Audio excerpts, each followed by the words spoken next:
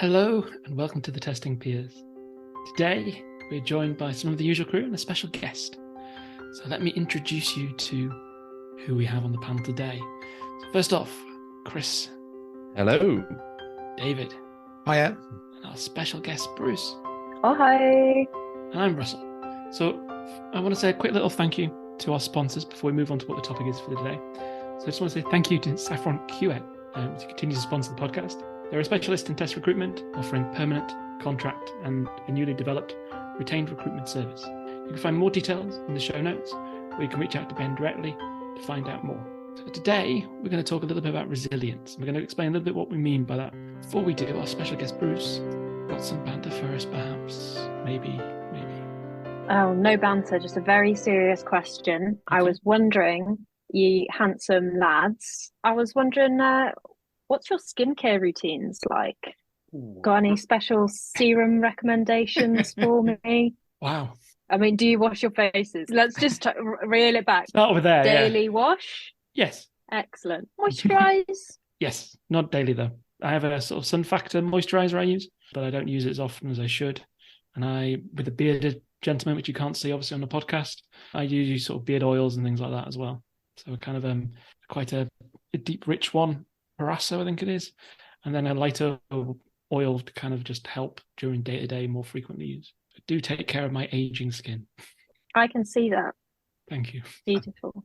I think it is an age thing. So yeah, I didn't used to look after my skin as much as I do now. So I do wash my face most days. I wet shave every day. Then I moisturize. I've got one aftershave type moisturizer and then one for the rest of the face, basically. All right, Chris. Wow. 10-step Korean beauty regime, I assume. He stayed looking 12. No, I mean, I look young enough as it is. I haven't wet shaved in about 2 decades. You can tell I don't need to shave very often, which is a good thing. But in terms of I wash my face using regular soap, sometimes just hand soap, whatever's in the bathroom, then I do require moisturizer because I have terrifically dry skin. So I have a hand moisturizer at my desk, which I will display for the people on the call. Some lovely Neutrogena. But for the old face, I normally get told to use the moisturizer by my wife on my face so that I don't flake all over the place, my eyebrows and all those sorts of good things. So there is moisturizer that goes on because otherwise it's a bit like my face is covered in snow. Excellent. That was definitely more information than I was expecting to get. What about yours?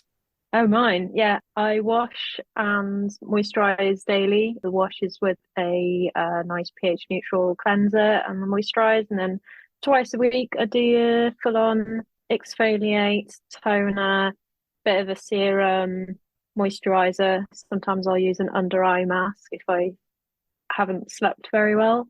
This is all for me. Nobody sees my face day to day. I live alone. I don't leave the house. But I like to feel, I don't even have a mirror in the house, actually. So I don't even see my own face that often. But you got to feel like if you did go outside, someone would go, nice, lovely glow on your cheeks today, It's not just because it's freezing outside. It is absolutely. Baltic. Yeah. So we're talking a bit about skin resilience there, I guess.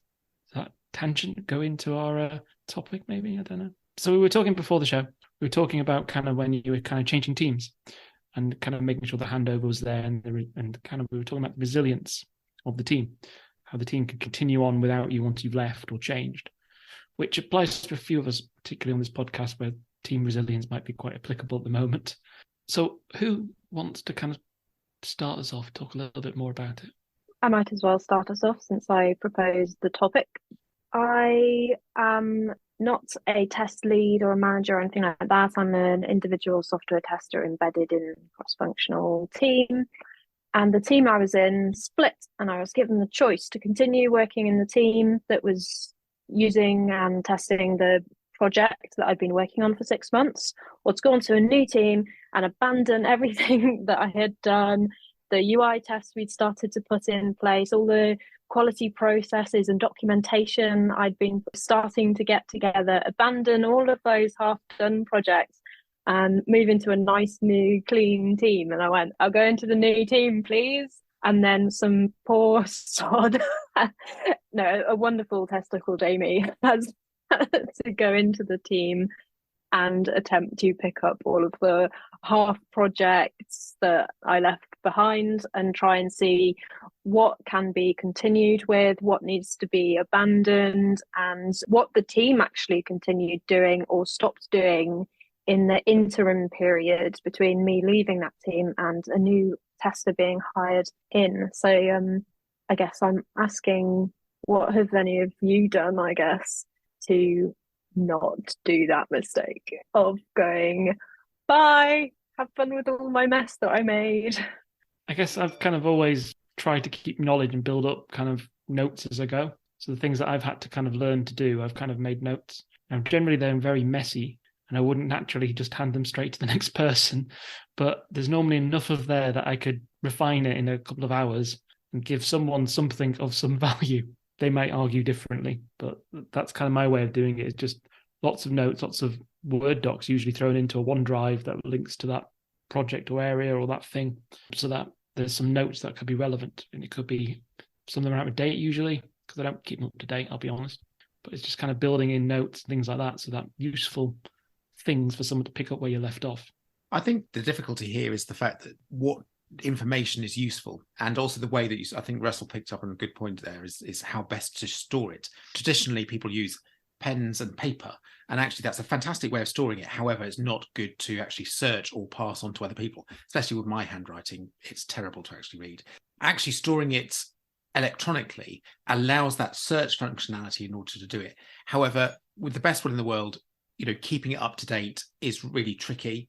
And often we can write reams and reams of notes, and actually there's only potentially a small amount that's actually relevant.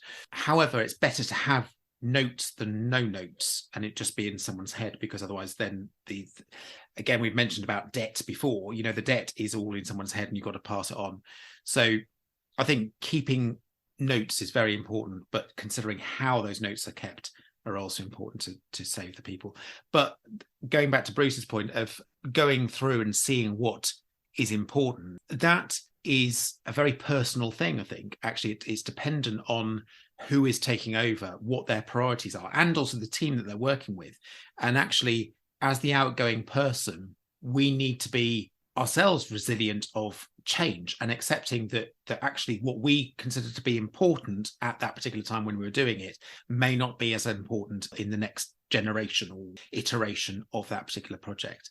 And so therefore, because we've relinquished responsibility, we should accept that they will have their own priorities and allow them to get on with it. It's interesting because I've had the pleasure of leaving jobs and having time to hand over directly to somebody before I've done that. So you almost get to show what I think is important about the job. They get to quiz you about other things that maybe you have missed, that maybe they've observed about a job. And that's like a beautiful, lovely thing that I think is quite luxurious, and often you don't get the opportunity to do. Whereas in the pandemic, I left a role and someone was coming back from furlough, but not until I left. Technically speaking, we were not allowed to talk at all because they were not allowed to work, and I was not going to be working with them once they came back from furlough. But they requested very specifically that I create some notes and then we talk through it and have that actual conversation to actually hand stuff over, which was really valuable because I think, like we've said, picking up notes that were useful to somebody else without context, without having the possibility to maybe later talk to that person, can be very difficult. Because my note style, even if you could read my handwriting, isn't great. My note style, if I write it up in a Google Doc or a Confluence page, may not make sense to you because of the way I communicate is differently than maybe you would interpret those things. And so, like, I mean, when you've done handover documentation specifically, rather than looking at like tests and plans and stuff, have you done documentation? Have you ever had it reviewed or looked at by someone else to sanity check it before you've given it to anybody else? Or do you just are you just left to do your own devices and then just... Depends how long I've got, to be honest. If I've got the chance, I've done it once or twice, got someone who didn't have a clue what was going on to look at it and see if it made any sense to them. But most of the time, there's no time, for want of a better way. Recently, it's, right, you've got to wrap up today. In that case, it's just gather your notes together and make them less bad. Point to the repositories, point to the guides that you've already written, because you've done good practices. You've written a guide to how to run the automation already. You've written a guide to kind of formatting. You write these little guides and how-tos as you go. So generally, people can at least get the gist of what you're trying to achieve. You've never had the time to get a novice to review it, really, if I'm honest. For me, from before, when I was preparing to move teams, I was already working on a lot of documenting functionality, but also like how to set up test users and the environment, and how to use our product and the expected behaviors, because it's kind of one of those classic MVPs and the documentation of how it was supposed to work, and the designs are a bit all over the place and were implemented slightly differently because of time constraints and things. So it's just the be all and end all documentation of how everything is, how it works, and how to do my job. I did try and get some people to read over it, to look at it. And I tried really hard to write these docs as cleanly as I could, because I've got an interest in technical documentation, technical writing. It's something I want to get better at. So I really honestly was like, hey, team, you're people who will be using this. So is this written in a way that's useful to you? Is the information that you expect there? And people just be like, thumbs up reaction in Slack. Yeah, looks good. Yeah, it's fine. And then 2 weeks later, someone asked a question like, does anyone know how to do X, Y, Z? And I feel like I want to scream, like, I literally shared a guide on how to do that exact thing 2 weeks ago, and you reaction emojied to it. So I know you saw that I messaged it, and that just proves you never even went and read it. But the amazing thing is that the tester who's replaced me, she actually messaged me and went, oh, I was just looking at this doc and it says, to do this in this particular way, but I think there's a mistake, a typo here, because I tried to do it and it didn't work. And I was like, okay, yeah, you found a mistake in my documentation, but I was just like, sparkle face, you read my docs? And it just felt really, really good, actually. That's one thing that I feel really happy about, is those docs. I think you highlight a good point, is that the documentation is so vital that you want people to use it, and people are very quick. I'm guilty of it sometimes, of being so time poor, feeling that I'm so time poor that I know there's a document there but not entirely sure where it is, and so therefore I sometimes ask people, I've heard about this document, where is it? And trying to find the document in the document management system can be a nightmare. However, generally, if you find documents, or of documents being there, I found them really useful as a starting point. They may not necessarily always be perfect. I mean, it sounds like yours were very good if she's only found one mistake, having gone through it. But the important thing, I think, is that at least there's something there for people to even start attaching their things to. If you have nothing and you're just going in blank, I think that's far worse. That doesn't build in resilience, because they're starting from scratch. They don't know actually where to start. And also the other thing is that communication, if you're writing code or whatever, making sure that comments are in there so that people can update it or see exactly what the thought processes or the details were, as to actually, so therefore their time is spent on adding value rather than just getting to grips with what you've written. And I think that's important in test, is that we can all be clever in what we do or how we write and try and do the best we can. But actually, what is the purpose of the document or your code? Is it actually to produce a function and for it to be maintainable and useful? And that has to be at the forefront of everything that we write if we're writing it for other people. If we're writing it for ourselves, then absolutely we can write whatever drivel we want. But if we're writing it for someone else, make sure that you're writing it for the right audience and for the right reasons. I think you hit a very important point there, and this is what I found with finding them is 80% of the problem or effort usually. If you've come into a new team or anywhere else, is where to look. If you can master that part, you've hit half the battle. Because to Bruce's point, people say they read things or know where it is, but they don't.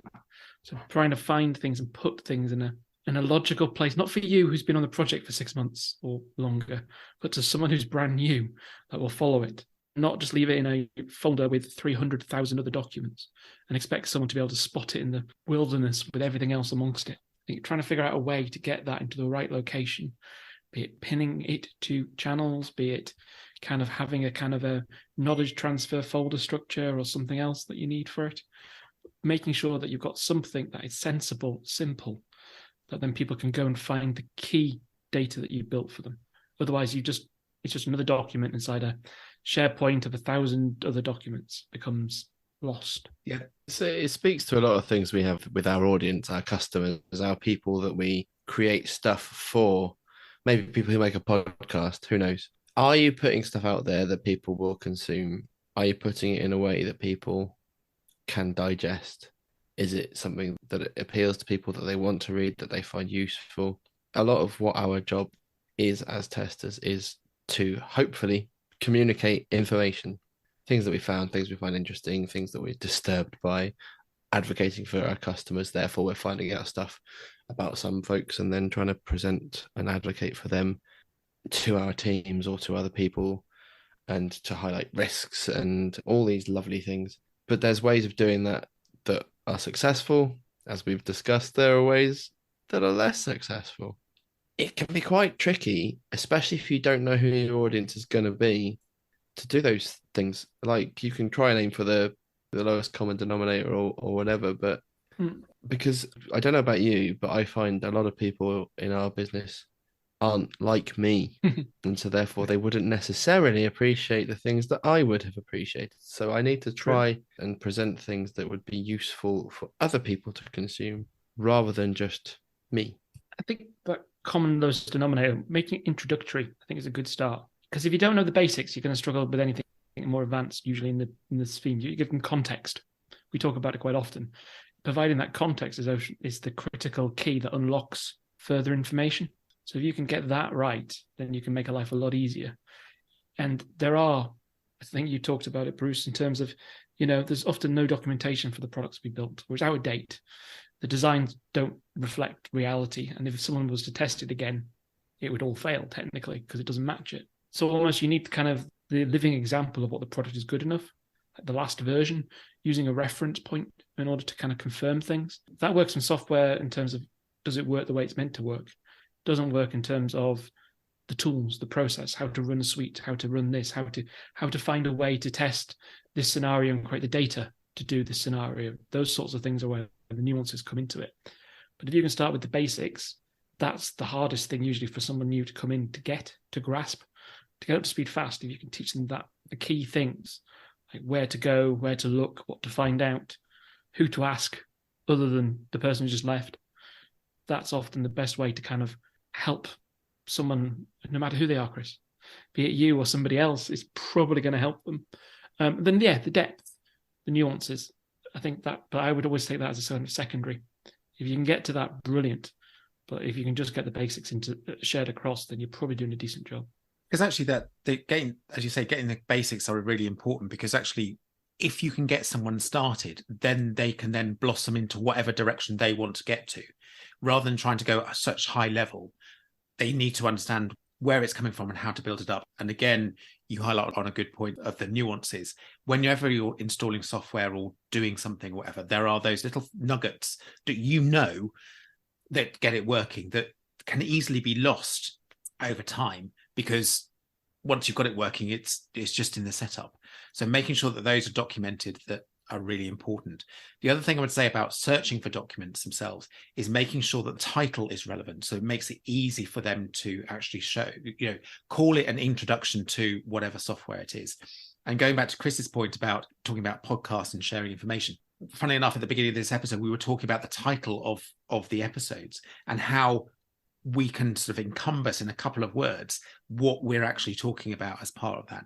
And it's really vital for the audience or of the document or the podcast to know in a simple way what actually the content, what they're expecting the content to be within the podcast or the document. No clickbait here. So one of the things we touched upon here is how we're trying to make transitions smoother. But have we got any sort of like lived examples of where we've either gone through a transition as the consumer. We've picked up stuff in a new place, either well or rather unsuccessfully, because we've kind of only spoken about what we've tried to do. But have we actually got any experience of inheriting stuff that's either been brilliant or not? I actually inherited the team before passing it on to a new inheritee. And it was really awkward because the tester who had been there before me had worked there several months before and left. So there was no handover period or crossover in times. So there wasn't an opportunity for me to get answers to a lot of the questions that I had. And this person had left a lot of documentation, but as we said, it wasn't really the stuff that I felt that I needed to know to get up to speed on the role. And I had lots of questions about different decisions that had been made in terms of how we document and create test cases as a team, and different parts of the ways of working, how we use test environments and things, where I didn't really agree with the decisions that had been made. But it was all just there, and the facts were there, but none of the reasoning was, and none of the perhaps workshops or research or anything that went into making those decisions was actually passed along. So the reasoning wasn't there at all. I think that's quite sad, because we did end up, the one big automation project that person implemented just wasn't maintainable by anyone else. And we ended up putting a lot of work into just removing it and replacing it with something new. And I feel really sad for the work that person put in. But because the information transfer hadn't been there, it was just impossible for anyone to maintain.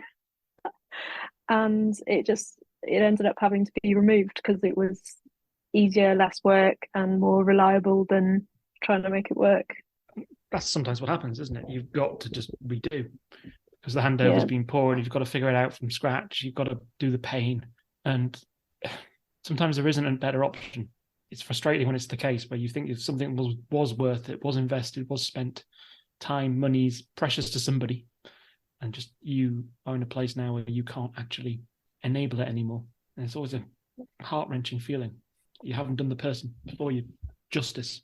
Yeah, and I think we've talked a lot about documentation as a form of sort of passing on that information, but I feel that a key way that this handover process failed was that before I joined, QA was very, very separate from the rest of the team, and people weren't involved in making those decisions together. And so there was nobody, the developers or the team manager, who had any idea of what had actually gone on in sort of the testing sphere there. So I think there's something around how teams come together and have a sort of quality mindset together will end up with a much more resilient team to changes in staffing than one where, I guess you have that siloed knowledge. It's this point about the conversation saying people, knowledge is power. And some people make themselves important to a company because they know the things that they do to retain them. But for me, knowledge is only powerful if we share that knowledge. The team is powerful because the team shares that knowledge. The team has that resilience. We've got that business recovery mindset of the Bruce gets hit by the bus type thing. We can carry on without Bruce. We don't want to carry on without Bruce. Bruce is valuable, but were Bruce to get hit by a bus, we could pick up Bruce's work because we as a team know what Bruce has been doing, and that's been excellent. And I really believe that this sort of individual isolationist kind of attitude that has kind of plagued our industry, individual bonuses, individual superstar rewards for folks coming in, all feeds into that thing. We can still be specialists, we can still be the best person at a specific job, but sharing things as a team, both workload, what we're up to, struggles, things like that, information, that is where the real strength comes. I get really frustrated when people kind of gatekeep their knowledge. What's up with that? It's when you deem them to be superheroes as well. It's when it gets really worrying. That's a whole different conversation for a different day.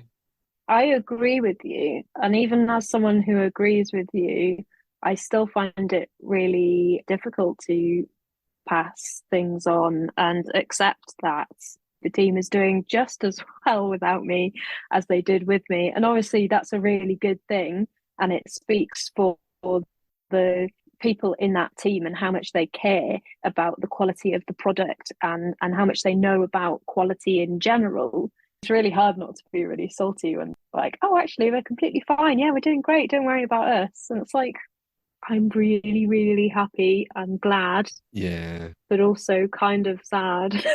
You don't want to feel like you're replaceable, do you? But I mean, there's value that you bring, even if you could be replaced, that is different, especially in a testing job, because we bring different perspectives and backgrounds and all those sorts of good things that I know we've talked about in previous episodes. But I understand it, and we are brought up as individuals in education and all these other things. We're not taught teamwork unless we happen to be taught to play a specific sport as a team, I suppose. But yeah, it is difficult, and there is a lot of mentality. But I kind of put that on the leaders to model by example. Like if you share and you show these things, like I personally believe a lot of the best leaders should want to make their roles obsolete.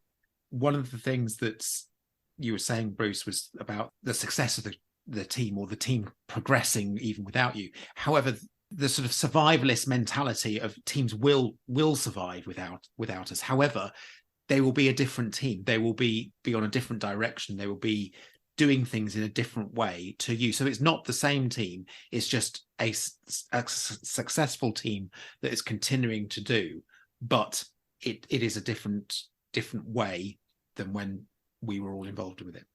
Yeah, I think that's really true.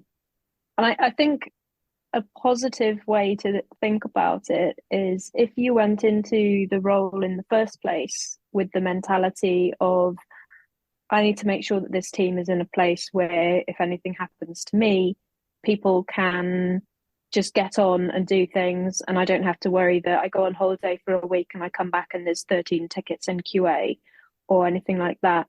When that happens and the team is completely fine without you, then instead of it being like oh, well, I'm useless then, aren't I? It's I've succeeded at this thing that I explicitly set out to do. And so it can be a really feel good moment where it's like, wow, I worked with this team to help them improve processes and their knowledge and understanding of different aspects of quality. And they are using that information to succeed when I am away. And then it's like, dang, I'm cool.